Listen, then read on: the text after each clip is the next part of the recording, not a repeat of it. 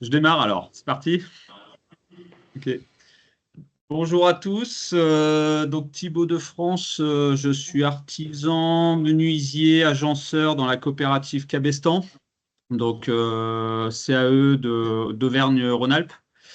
Voilà, on m'a invité à vous partager un petit peu une expérience qu'on est en train de mener dans la coopérative depuis quelque temps déjà. Donc en fait, c'est un groupe de travail sur le sujet du réemploi et un peu plus largement sur la gestion des déchets.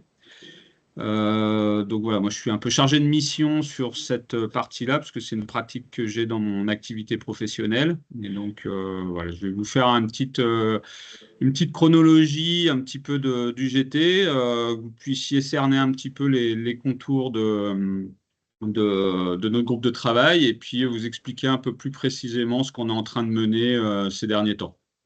Donc je vous ai préparé une petite diapo pour ça. Je vais partager mon écran.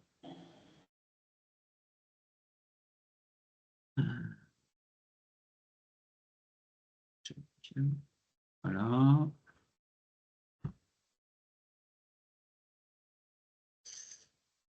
Voilà, voilà. Donc j'espère que vous voyez correctement la diapo. C'est bon pour vous? C'est visible? Bon, peu de retour. Oui, Très bien, merci. Merci. Donc, Cabestan, on a donc créé ce groupe de travail fin 2019. Donc moi, c'est une activité, le réemploi que j'avais dans ma pratique professionnelle depuis avant que je rentre en 2014 dans la coopérative, suite à des projets étudiants en école d'architecture fin 2008. Donc c'est des questions qui me taraudent depuis un moment. Et donc en arrivant à Cabestan en 2014, j'ai commencé à pratiquer de l'artisanat autour du réemploi. Et en 2019, j'ai proposé à la coopérative de lancer un groupe de travail sur le sujet pour qu'on puisse se professionnaliser un petit peu sur la démarche. Donc on avait différents objectifs. Développer une culture interne au réemploi, donc par le biais d'expos, de visites, de catalogue de projets. Je vous présenterai un ou deux exemples après. L'idée, c'était également de structurer une démarche pour qu'on puisse, pour l'instant, quoi, dans un premier temps, les projets de réemploi se faisaient de manière un petit peu individuelle et pas toujours de façon très structurée. Donc, on a l'objectif, en tout cas du GT, c'était d'apporter de la méthodologie de projet et de sécuriser les pratiques pour qu'on fasse ça dans un cadre assurantiel correct.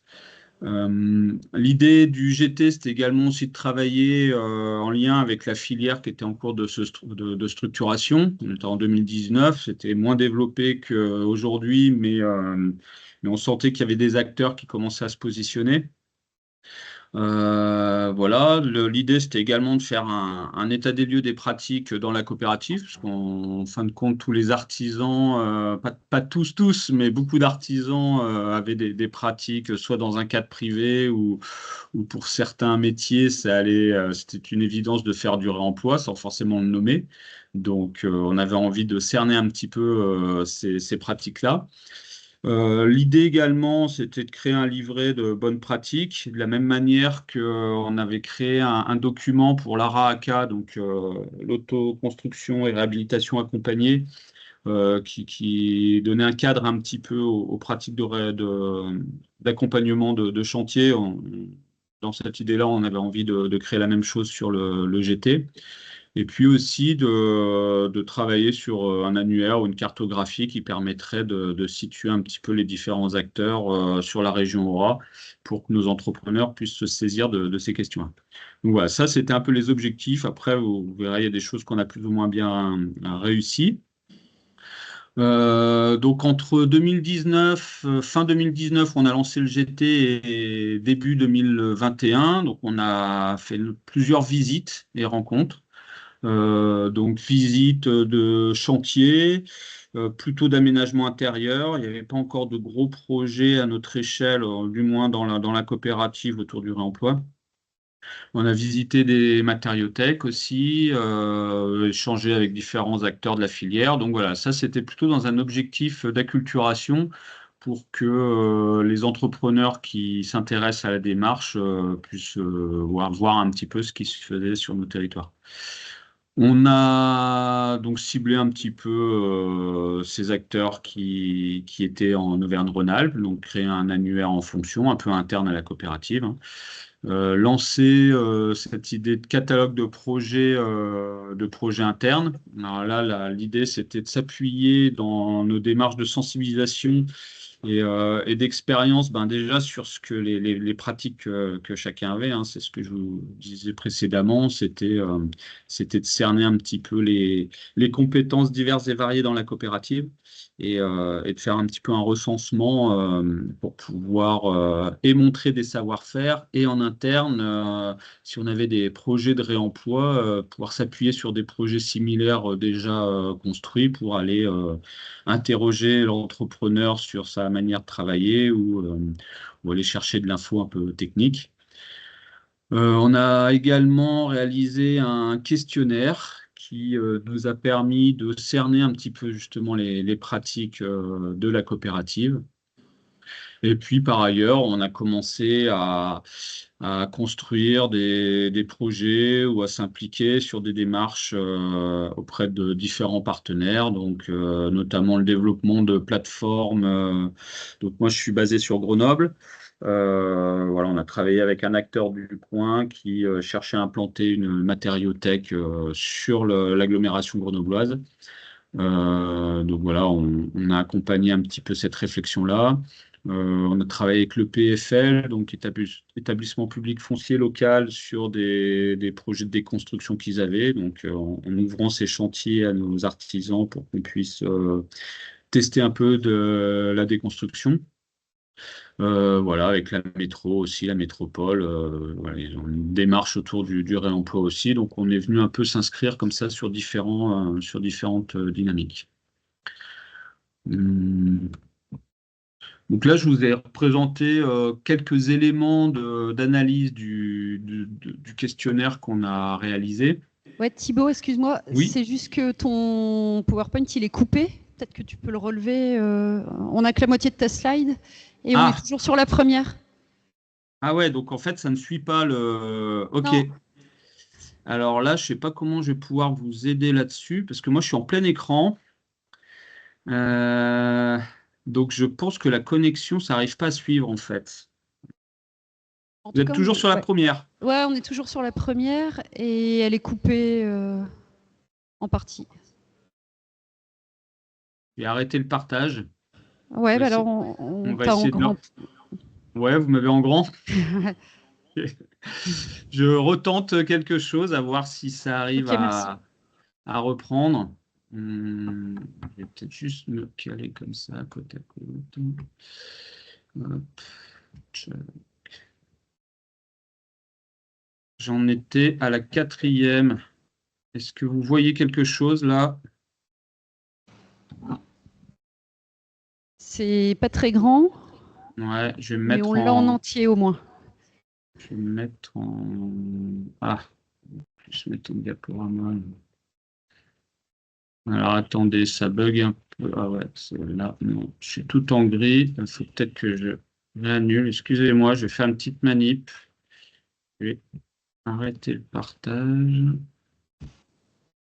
Non. Qu'est-ce qui se passe?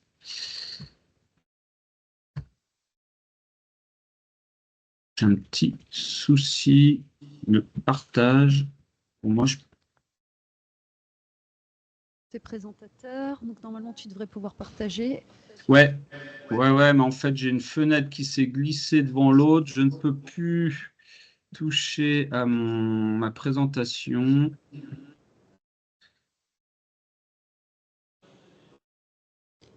Sinon, fais comme tu peux. Ouais. Ouais. Celle-ci, là, vous...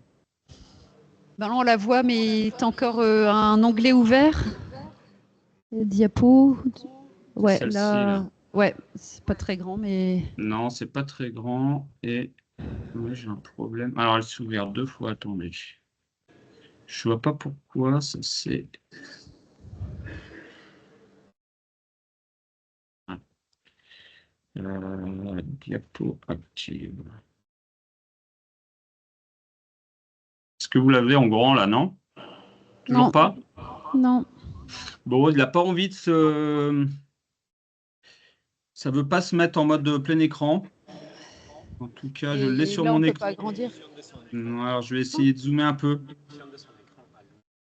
Je vais zoomer comme ça, puis désolé, vous verrez Ouais, puis on récupérera le support Ouais.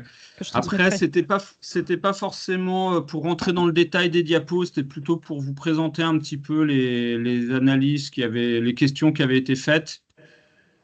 Mais en plus, j'ai même pas mis tous les éléments du questionnaire. C'était plutôt pour vous donner une idée un petit peu des questions qui avaient été posées. Ça permettait de cerner un petit peu les artisans où ils en étaient sur les démarches de réemploi et de la manière dont ils géraient leurs déchets de chantier aussi. Donc, on avait un petit sondage sur qui avait répondu au questionnaire par corps de métier, sur quel type de chantier ils intervenaient, avec une grosse partie en rénovation, hein. Ça, sur la coopérative, on a quand même beaucoup de chantiers de réno. Voilà, le questionner un petit peu sur l'intérêt pour la démarche. Donc, en coopérative, comme dans lesquels on peut être, en général, le retour est quand même assez bon. Bon, voilà, c'était différents éléments de questions comme ça qui nous ont permis un peu de cerner les profils des entrepreneurs et leur manière d'interagir dans cette démarche-là. Donc, ce que je vous disais, là, il y a peut-être 3 fois plus de questions, mais le but, c'était pas forcément de rentrer dans le détail de chaque élément.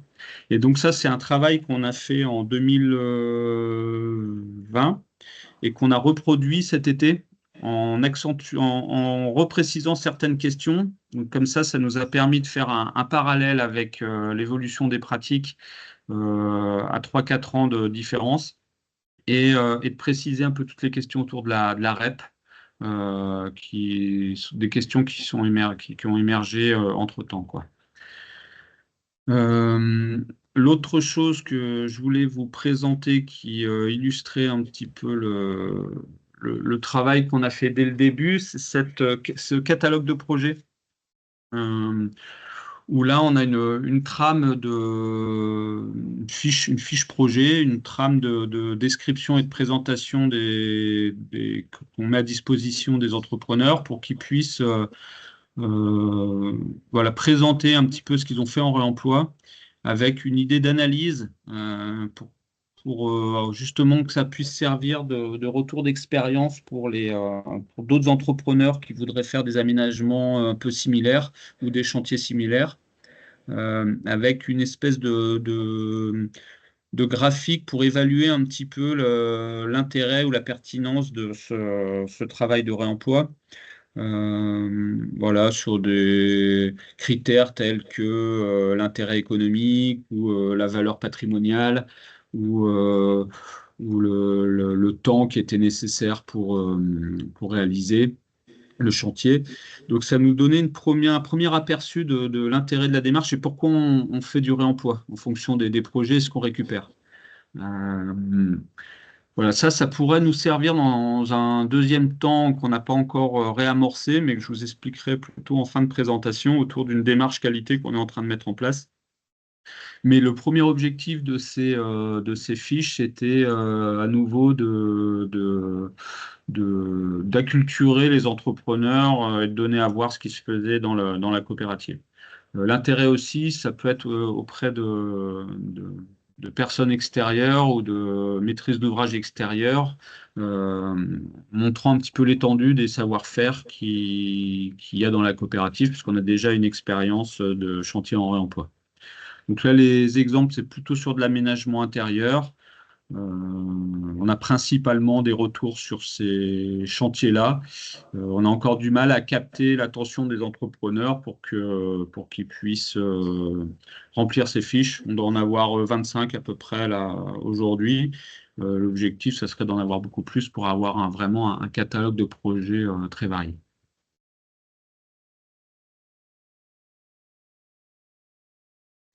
Donc, pour poursuivre, donc là, on est, donc, comme je vous expliquais, entre 2019 et 2021.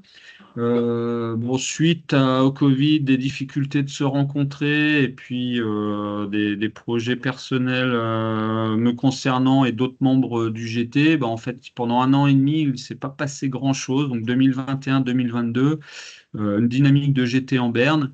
Tout ce qu'on avait mis en place a été mis un peu en sommeil et pas beaucoup d'évolution pendant presque 2 ans. Mais face à ce constat et au développement quand même des dynamiques autour du réemploi dans la construction, en 2022, le CA s'est questionné sur la volonté de redynamiser le GT. Et pour début 2023, l'idée a été de créer vraiment une mission d'animation rémunérée, puisque jusqu'à maintenant, ce GT était uniquement sur de la volonté bénévole. Et cette animation, je la faisais un peu bénévolement aussi, ce qui permettait pas forcément de consacrer un temps conséquent sur le développement du groupe de travail.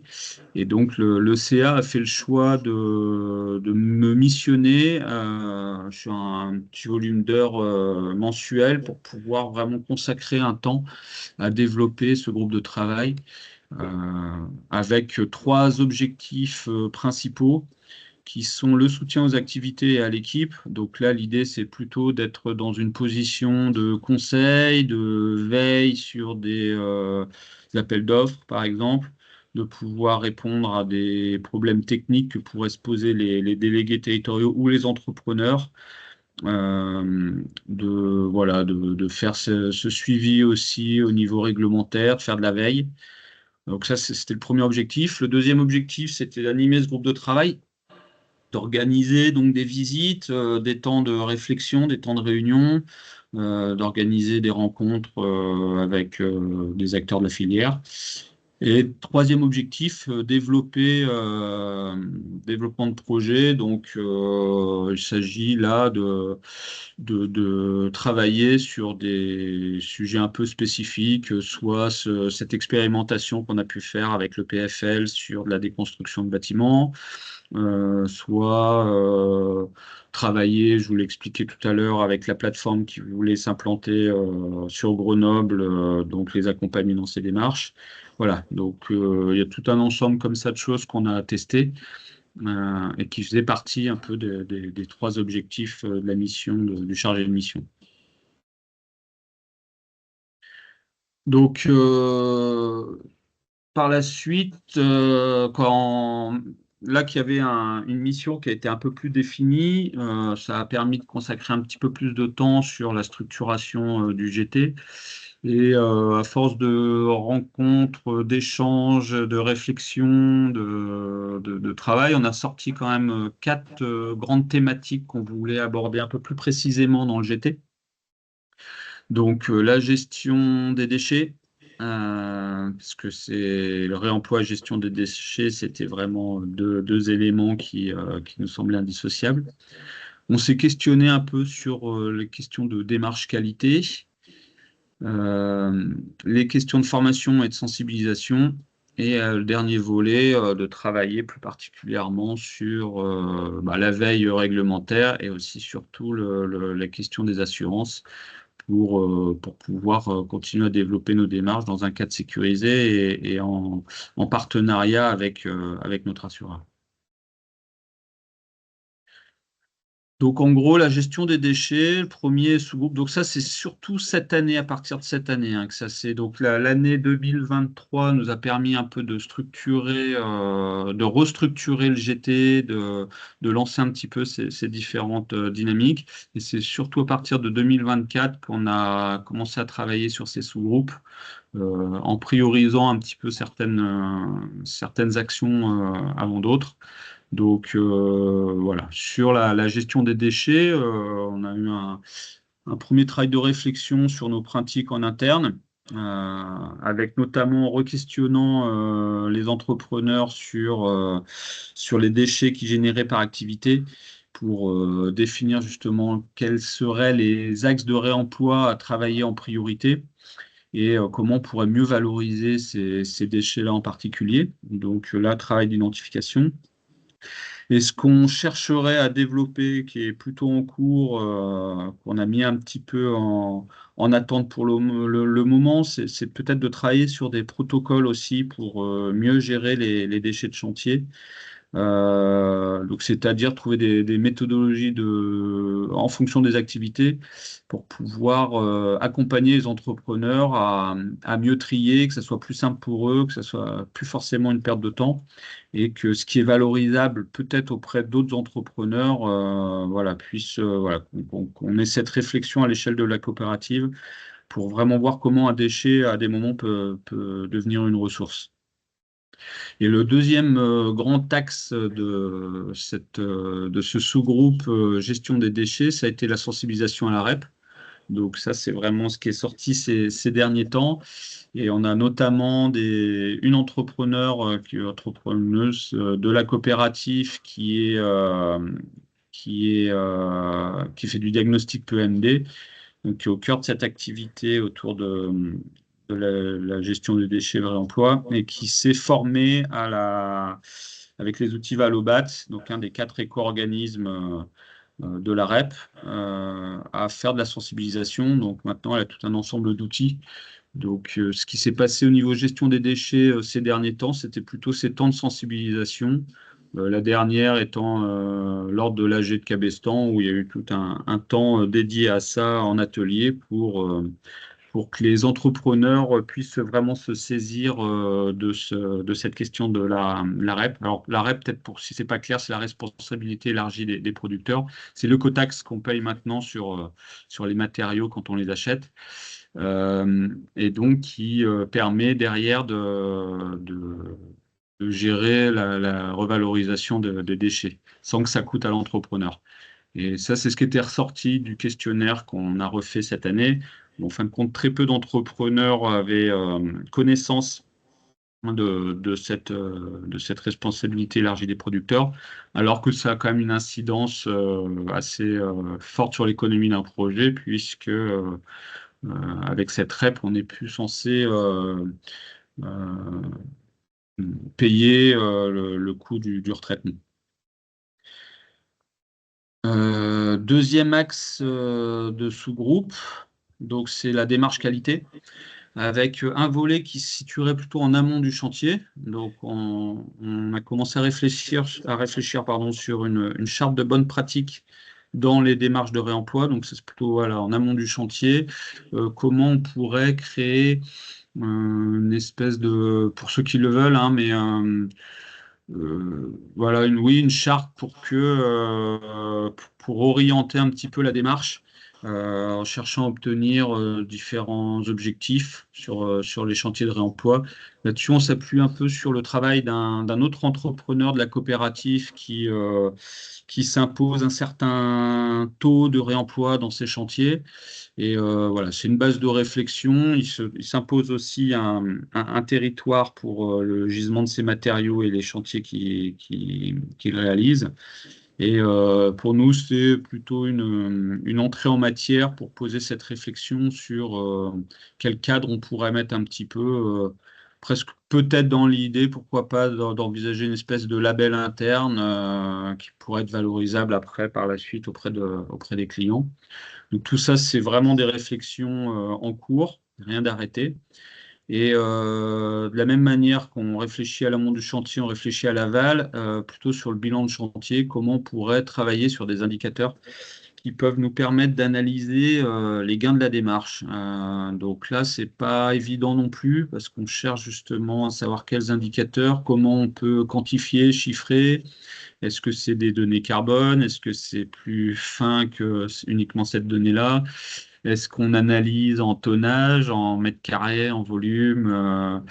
Donc, en fonction des activités, ce ne sera pas forcément les mêmes objectifs. Donc voilà, là c'est pareil, c'est une réflexion en cours. On en est au début du travail et c'est peut-être quelque chose qu'on veut porter à une autre échelle, dépasser l'échelle uniquement de la coopérative. Ça, je vous en retoucherai un mot à la fin de la présentation. Le troisième sous-groupe, le troisième volet qui nous occupe un peu plus en ce moment, parce que vous voyez, il y a une première échéance le 17 janvier, donc demain. C'est le volet formation et sensibilisation. Donc, on a depuis un bon moment cette idée, donc comme je vous expliquais, de créer une espèce de livret de bonnes pratiques. Et on s'est rendu compte que dans un premier temps, ce qui serait presque plus intéressant, c'est vraiment de créer une formation à destination des entrepreneurs. Pour avoir fait quelques formations dans le réemploi, les formations sont pour le moment vraiment axées gros chantier, maîtrise d'œuvre, maîtrise d'ouvrage, promotion. Et à l'échelle de l'artisanat ou de la petite entreprise, on a peu de formations adaptées. Et pour pouvoir favoriser, faciliter ces démarches de réemploi, ça nous semblait important aussi que de former les entrepreneurs à ce sujet. Donc c'est tout nouveau, hein, c'est une première, cette formation qu'on a voulu en 2 temps, avec un temps, là, très prochainement, qui est plutôt un temps de généralité où on va aborder les enjeux environnementaux, réglementaires, économiques, responsabilité.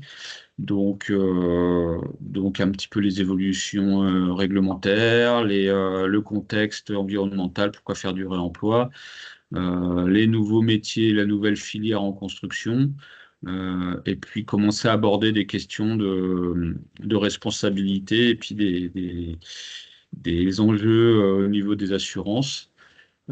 Et l'idée de ce temps 1, c'est aussi de cerner plus précisément dans l'échange avec les entrepreneurs sur les limites qu'ils connaissent dans chacune de leurs activités, donc des entrepreneurs présents, et des freins qu'ils ont notamment au niveau des assurances, et de se laisser ce temps-là jusqu'au 25 avril pour construire avec notre assureur une réponse vraiment adaptée pour avoir ce temps de formation en temps 2, où on pourra être un peu plus précis sur les besoins de chaque entrepreneur et d'adapter un peu cette formation voilà, en fonction des retours du premier temps.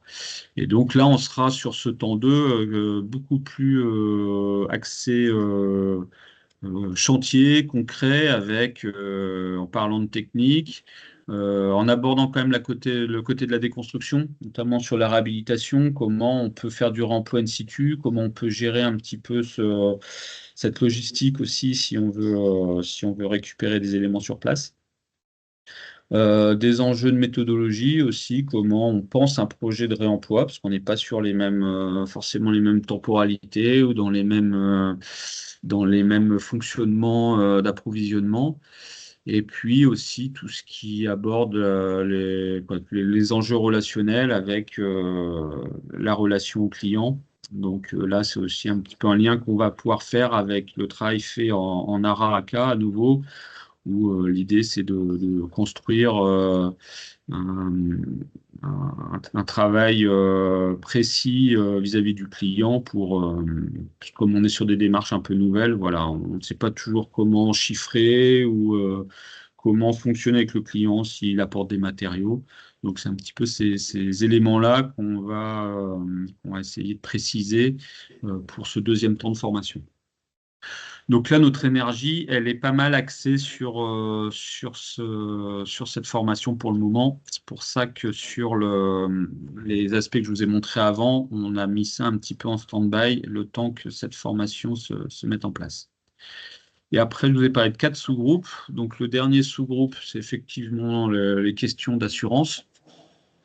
Alors, d'une part, on a suivi, il en était plusieurs de Cabestan à suivre une formation avec SCOV Avocat, qui est un cabinet lyonnais spécialisé sur l'économie circulaire.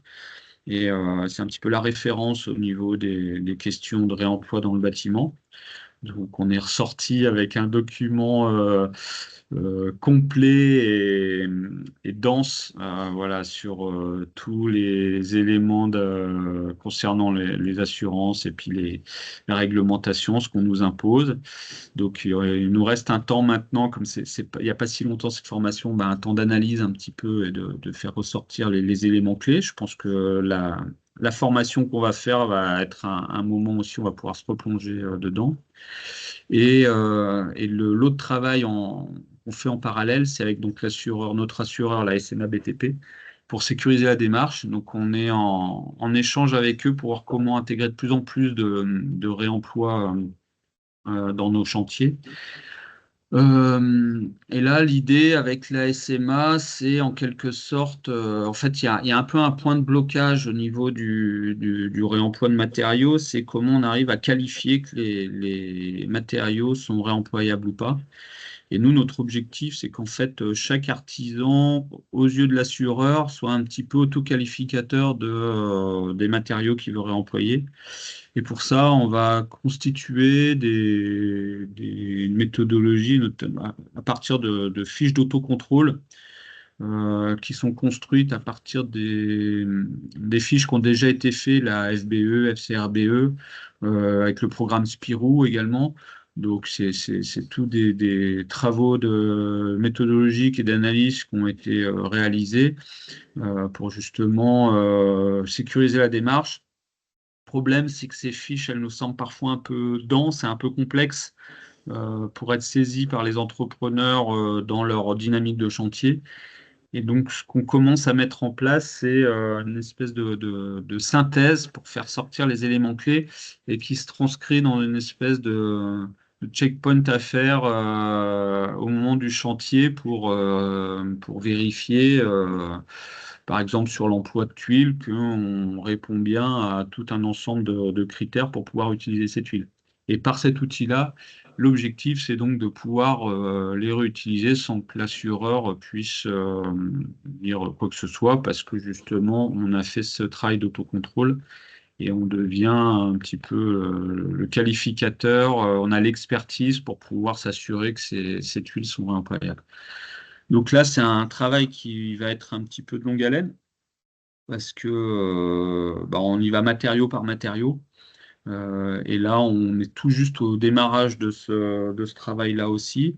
Donc, on commence avec les tuiles parce que dans le questionnaire qu'on a fait cet été, on a cerné que c'était une des priorités, avec notamment le bois de structure et des éléments d'aménagement intérieur. C'était ce qui était le plus réemployable pour les artisans, et on a une grosse proportion de charpentiers aussi dans la coopérative, d'où cette demande-là. Donc voilà, on démarre comme ça et puis on avancera petit à petit sur les différents matériaux. Voilà, j'arrive bientôt au bout de la présentation. Donc, je voulais juste vous faire un petit point sur comment on organisait le GT pour, euh, pour répondre à ces différents travaux de sous-groupe et plus largement sur le GT d'une manière générale, parce qu'il n'y a pas que ce travail de sous-groupe. Donc, voilà, à force de pratiquer là sur quelques années, d'essayer de trouver une organisation qui marchait bien, ce qu'on a convenu désormais, c'était de se faire 2 rencontres physiques annuelles. Donc là, ça regroupe en général autour d'une quinzaine de personnes. Bon, pour avoir une idée, Cabestan, on est 270 entrepreneurs. Donc, on a environ 70 personnes sur la liste de diffusion du GT Réemploi, donc qui s'intéressent à suivre un petit peu la démarche, à ce qui se passe. Et à chaque fois qu'on fait une visite, on essaye de tourner dans les différents territoires pour aller voir des nouveaux chantiers, des nouvelles plateformes et toucher à chaque fois des entrepreneurs de ce territoire-là en particulier. Donc, on touche en général une quinzaine de personnes quand on fait des visites. Et donc, on bloque des journées complètes où on a ces temps de visite et de rencontre, d'échange avec des acteurs de la filière. Et on se donne aussi un temps de réunion. Donc, en général, on se fait toujours inviter à un endroit. Là qu'on a visité, il y a souvent une salle qui peut nous être mise à disposition pour qu'on puisse après se faire un petit tour des différents travaux en sous-groupe, des différents objectifs pour les 6 mois qui viennent. Et ça, c'est quand même plus sympa de se le faire de façon physique que de façon qu'en vidéo. Donc en parallèle, pour avancer sur les différents sous-groupes, on fait au moins une vidéo par mois, voire des fois un peu plus en fonction des sujets.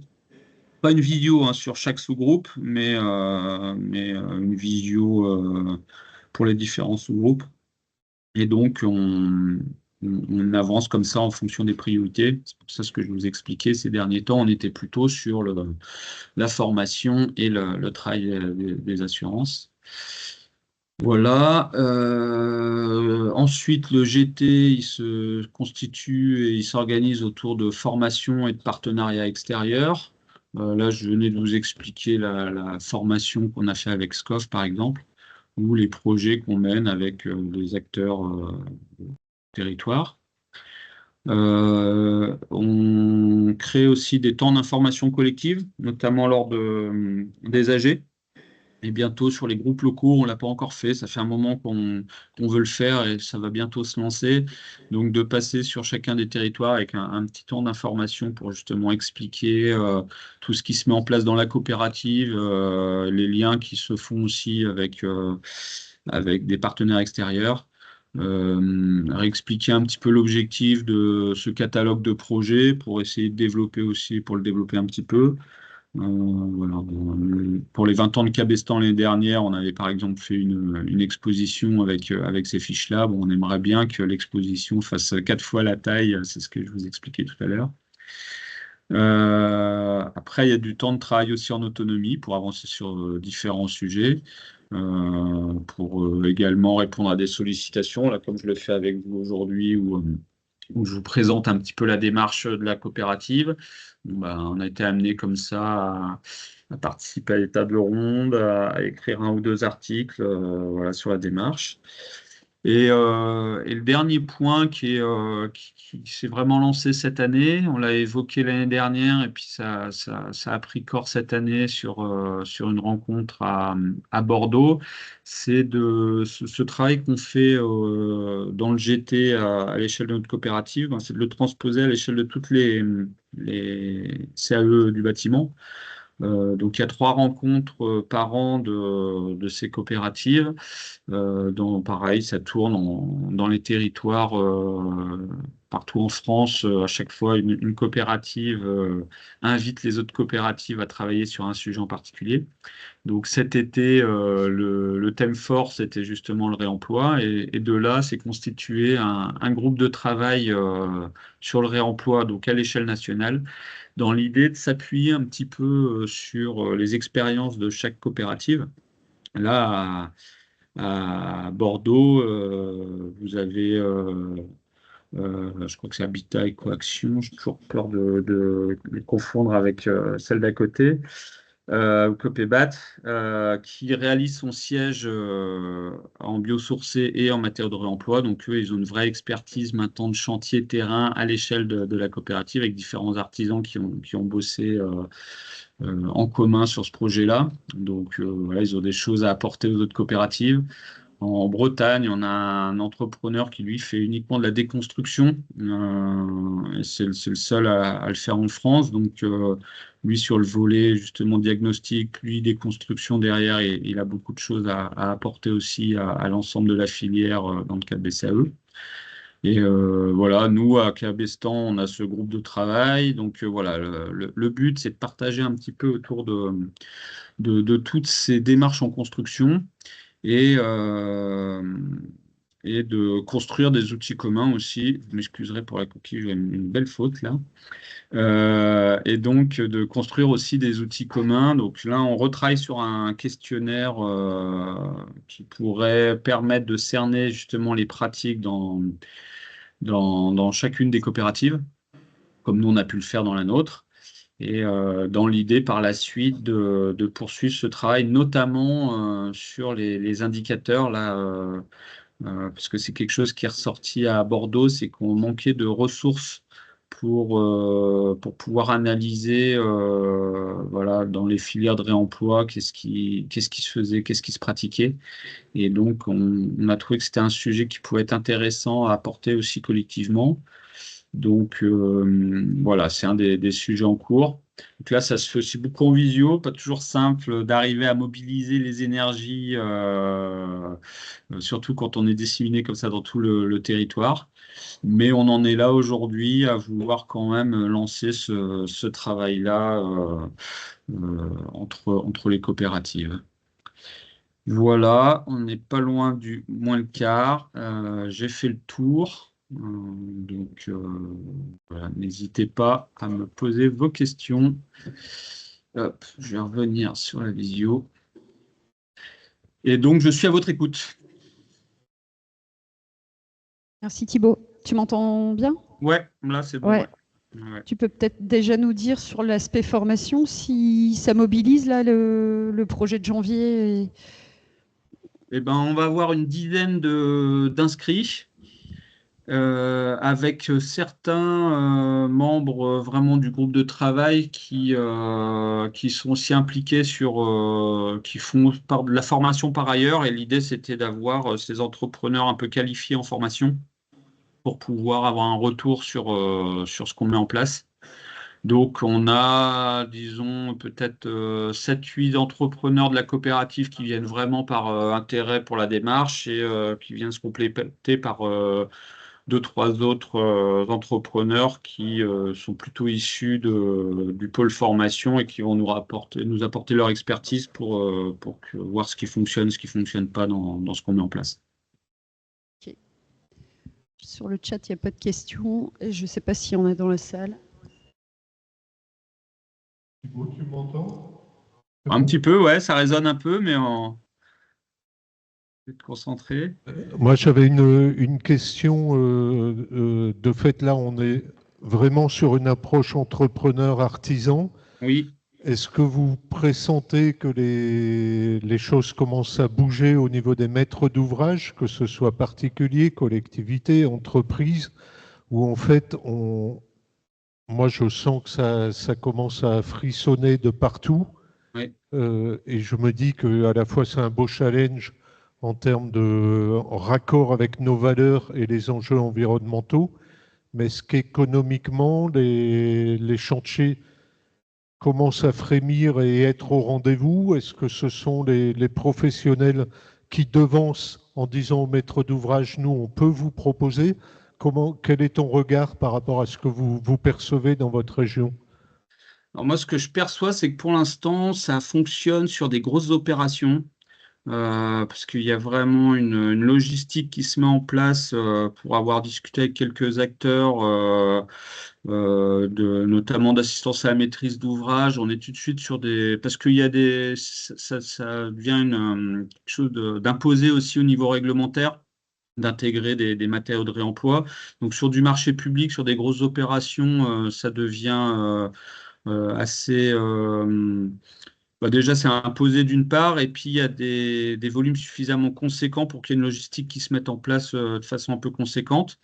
Et ce que j'expliquais tout à l'heure dans moi les quelques formations ou tables rondes auxquelles j'ai pu assister, justement, ça s'adressait beaucoup à ces maîtrises d'ouvrage publics ou à ces acteurs sur des projets un petit peu conséquents. Et nous, le maillon, justement, qu'on a cherché à travailler avec la coopérative, c'est justement notre clientèle, notre maîtrise d'ouvrage, donc plutôt à l'échelle du client particulier, de la maison individuelle, de la réhabilitation. On a l'impression que justement, il n'y a pas encore... il peut y avoir des gens sensibles, des clients sensibilisés. S'ils viennent voir souvent les entrepreneurs de la coopérative, c'est aussi parce qu'ils viennent rechercher cette sensibilité aux écomatériaux et aux biosourcés. Mais il n'y a pas encore justement ce recul près de nos assureurs, et les entrepreneurs sont un peu hésitants sur la démarche parce qu'ils ne savent pas vraiment ce qu'ils ont le droit de faire, pas faire. Donc voilà, on est encore dans cette démarche en construction. On sent qu'il y a quand même une volonté, parce qu'on en entend parler un peu de partout et dans tous les secteurs, hein, dans l'habillement, la seconde main, ça prend vraiment de l'ampleur dans les objets avec le développement des ressourceries. Donc même les particuliers sont sensibilisés, mais on manque encore un peu de compétences et de réponses claires pour pouvoir tenir ce type de chantier. Ce qu'on voit aussi, c'est au niveau de la logistique, c'est que de faire du réemploi in situ en accord avec les clients, c'est des choses qui peuvent se faire aussi également parce que c'est une relation directe au client. Mais si on est dans une démarche qu'on veut un petit peu plus construite avec des plateformes ou des filières, c'est là que ça pêche encore un petit peu parce que ça manque encore de structure bien établie avec un fonctionnement qui a du volume, qui a de la régularité. Nous, notre acteur local, à Ecomat 38, il est dans un coin assez isolé, donc c'est pas évident d'aller chercher, pour les entrepreneurs du bassin grenoblois, d'aller chercher des matériaux chez lui. C'est pour ça qu'on a voulu aussi construire quelque chose dans l'agglo. Malheureusement, c'est un peu tombé à l'eau pour le moment. Sur Chambéry, on a une plateforme qui fonctionne assez bien, mais c'est quand même encore beaucoup des particuliers qui vont se servir là-bas, pas encore assez les professionnels. Et voilà, c'est pour ça que nous, notre champ d'action, le levier, ça a été quand même de vouloir sensibiliser et d'inciter les entrepreneurs à aller dans cette démarche. Donc pour le moment, je dirais que peut-être que les clients, on a des clients qui sont à l'écoute et c'est encore les entrepreneurs qui ne savent pas encore comment bien s'y prendre, comment faire et de le faire dans un cadre qui fonctionne. Voilà. Et Pour moi, aujourd'hui, on en est là de notre côté. Après, je sais que peut-être du côté de Lille, avec toutes les démarches qui ont été mises en place en Belgique notamment, il y a peut-être déjà un peu plus cette culture-là. Je ne sais pas un peu comment les ressourceries matériaux-tech sont implantées dans votre coin, mais nous, c'est en cours, mais c'est encore le maillage n'est pas encore très très fort, quoi. on a Pauline qui est dans la salle, c'est ça, hein, Pauline, qui a un projet de monter une matériothèque sur la métropole de Lille, qui a priori, par contre le micro, il va pas aller jusque chez toi. Bonjour. Bonjour. Oui, effectivement, moi je monte un projet en ce moment de plateforme de réemploi de matériaux, une matériothèque, pour le coup à destination des particuliers, donc en cœur de cible pour les questions d'assurance, de volume, etc. Et du coup, nous, notre but, c'est vraiment de récupérer les matériaux auprès des professionnels, par exemple des artisans, qui réemploieraient pas in situ, justement, pour éviter la benne à ces matériaux. Donc nous, on irait les collecter sur place pour les revendre à prix solidaire à des particuliers. Après, aujourd'hui, à date, il n'y a aucune plateforme de ce type qui existe sur la métropole lilloise. D'accord. Ok. Voilà. Peut-être juste préciser que dans le cadre du projet renversé dans lequel tu interviens, enfin dans lequel le webinaire s'inscrit, il y aura la visite de Retrival, qui est un site en Belgique. C'est une association d'économie solidaire qui gère les flux de matériaux pour les professionnels, pour le coup. Ils sont intervenus plusieurs fois dans les précédents webinaires. Moi, je voulais te demander, parce que tu m'avais parlé quand même une sorte d'expérimentation avec la SMA BTP sur les démontages de tuiles. Je ne sais pas si tu peux en dire un peu plus, parce que tu expliquais qu'il fallait un peu rassurer l'entrepreneur dans le fait d'aller vers du réemploi. Et a priori, vous avez déjà posé quelques jalons avec votre assurance. C'est ce travail que j'ai commencé à présenter qui est en cours. En fait, on a pu rencontrer notre assureur au mois de juin sur la GDT pour en discuter un petit peu avec lui. De là, on a fait vraiment une réunion de travail technique avec différents techniciens de la SMA pour voir un petit peu quelles étaient nos attentes et puis quel partenariat de travail on pourrait mettre en place. Et de là est née cette idée de travailler sur cette méthodologie, notamment par le biais de fiches d'autocontrôle. Et c'est nous, par la suite, en analysant le questionnaire qu'on avait relancé dans l'été, qui avons décidé de travailler sur les tuiles en particulier. Et on n'a pas encore fait de retour auprès de la SMA pour voir par rapport à ce qu'on est en train de construire comme fiche, si ça pourrait correspondre à leurs attentes et et comment on pourrait construire une démarche de plus long terme sur cet exemple-là. Mais donc voilà, là, il y a eu une première ébauche de fiches. On n'est pas encore retourné vers la SMA pour leur présenter. Il y a toujours une inertie. C'est un peu long ces démarches-là, hein. Le temps de les contacter, de caler les rendez-vous avec tout le monde. Plus comme c'est un GT où on est tous entrepreneurs, même si moi j'ai une petite mission au-dessus, bon, bah, on a nos activités en parallèle, donc il y a quand même toute une inertie pour que les choses se mettent en place. Mais voilà, ça c'est le prochaine étape. Donc c'est un retour de la SMA sur ce qu'on met en place, voir ce qu'il faut modifier et qu'on puisse après calquer ce modèle sur d'autres types de matériaux. Avec donc la charpente dans un deuxième temps, porte intérieure, parquet par la suite, et après on va dérouler comme ça sur l'ensemble des matériaux qu'on retrouve dans notre territoire. Dans les fiches FBE ou CRBE, il y a des matériaux qui nous correspondent moins.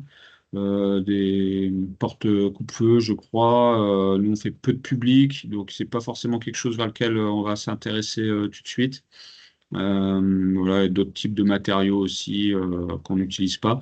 Donc nous, on va voilà, vraiment se concentrer sur ce qu'on trouve sur le territoire et ce qui est pratiqué beaucoup dans nos activités pour que ça puisse, voilà, petit à petit, courant de l'année, se mettre en place, quoi. Est-ce qu'il y a des Ça, questions dans la salle? Ouais. Pardon, excuse-moi, Thibaut. non, c'est... En fait, ce que je voulais préciser, c'est que justement, on s'est donné ce temps entre le temps 1 de la formation et le temps 2 pour solliciter notre assureur sur plusieurs sujets en même temps, pour qu'on puisse construire voilà, un ensemble de questions un peu précises. Et donc, voilà, c'est courant premier trimestre qu'on espère avoir des retours sur tous ces sujets, quoi. Oui, bonjour. Moi, je voulais juste poser une question parce qu'au-delà de l'intérêt de ne pas acheter des matériaux qui peuvent être récupérés et le fait de rassurer l'assurance, ça se passe comment aussi avec les clients? Quel intérêt ils ont à accepter de nous permettre de mettre des matériaux qui pourraient être considérés comme de rebut à la place de matériaux neufs? Est-ce qu'il y a un intérêt économique? Ou bien c'est juste un choix militant? Ben, ça peut, en fonction des cas de figure, des contextes, ça peut être tous ces choix-là. Il peut effectivement y avoir le choix militant de ne pas acheter de la matière qui peut encore servir. Ça, c'est le premier. Quand c'est du réemploi in situ, par exemple, ça peut être un vrai gain économique parce que c'est des matériaux qu'ils ont déjà en place. Donc, on s'évite du transport, on s'évite d'aller payer des frais de mise en décharge. Alors maintenant, avec la REP, ça sera moins vrai aujourd'hui, mais jusqu'à maintenant, il fallait payer pour mettre en décharge et payer pour acheter des matériaux et les acheminer sur le chantier. Donc, quand on les a sur place, ça peut avoir un réel gain économique. Après, il est faux de dire que le réemploi, c'est forcément plus économique, hein, parce qu'on sait bien que des fois, le temps de démonter proprement, de remettre propre et de retravailler pour pouvoir utiliser, c'est pas forcément une économie. Par contre, ça questionne quand même l'économie dans sa globalité, l'économie du projet, dans le sens où de ne pas acheter des matériaux du bois qui vient d'Europe du Nord, mais de payer du temps de travail pour remettre en service des matériaux qu'on a déjà là sur le territoire, voilà, c'est aussi un acte engagé. Et puis après, dans certains cas, c'est aussi la qualité des matériaux. C'est que on a parfois des matériaux, même souvent des matériaux qui peuvent avoir un cachet que des matériaux neufs n'auront pas, ou une qualité qui vont être recherchées pour des questions patrimoniales ou de solidité, ou parce que c'est souvent au même prix, en fait, on peut avoir des matériaux de meilleure qualité. Donc, en fin de compte, en fonction des cas de figure, ça peut être différentes motivations. Mais on peut trouver plusieurs motivations à faire du réemploi par rapport à acheter du neuf. Plus de questions? Enfin, je sais pas. Ça peut vraiment donner du caractère aussi, hein, du cachet, hein. Quand on est sur de la réhabilitation, on cherche aussi à avoir du caractère ou de respecter le caractère du lieu. Et le réemploi, même si c'est pas du réemploi in situ et qu'on était chercher des vieilles poutres ou de la vieille pierre par ailleurs, ça garde une patine et un cachet qui rentreront beaucoup plus en harmonie avec le bâti que d'acheter des matériaux neufs. Ça peut être une volonté et de l'artisan et de la maîtrise d'ouvrage, quoi. Il y a encore une question. Ouais. Moi, à l'inverse, du coup, je me demandais pour les entrepreneurs, comment ça se passait? Est-ce qu'il y avait eu des retours d'expérience plus compliqués que prévu et des types de matériaux en particulier qui avaient été essayés d'être utilisés et en fait qui prenaient beaucoup trop de temps ou avec des sinistres après coup? Est-ce que vous avez des retours d'expérience un peu sur ça où les entrepreneurs auraient fait marche arrière? On n'a pas encore de gros retours d'expérience là-dessus. On l'a un petit peu dans les fiches projets que j'ai pas pris le temps de réanalyser dans le détail dernièrement, où justement avec nos barèmes là, on voit un petit peu quel est l'intérêt dans chaque cas de figure du réemploi, et on a demandé de nommer aussi les difficultés rencontrées. Donc, effectivement, hein, des fois, il y a forcément des difficultés qui amènent le réemploi, de perte de temps. Je pense que c'est beaucoup au niveau du temps que ça impose. De là à ce que ça freine complètement le projet, j'ai pas comme ça en mémoire tout de suite. Après, on est encore sur des petits chantiers plutôt d'aménagement intérieur pour le moment, en tout cas de ce qu'on a analysé. Et c'est pour ça qu'on fait un peu ce travail aussi de vouloir capitaliser sur toutes les expériences de la coopérative. Et c'est un travail en cours et on a du mal à solliciter les entrepreneurs pour qu'ils nous envoient leurs exemples de projets, pour que justement on puisse analyser un peu plus finement quelles sont les difficultés et peut-être réfléchir avec eux ou en discutant avec les mêmes artisans comme les artisans de la même activité sur qu'est-ce qu'ils auraient pu mettre en place pour pallier ces difficultés-là, quoi. Donc, voilà. Je pense que ça pourrait vraiment s'appuyer sur notre catalogue de projets pour amener à des moments, des temps d'échange et de partage sur le sujet. Mais on n'a pas encore consacré un vrai temps d'analyse comme ça. Alors, on en a plutôt fait une exposition un peu informelle pour que chacun individuellement puisse aller regarder ce qui s'est fait par ailleurs.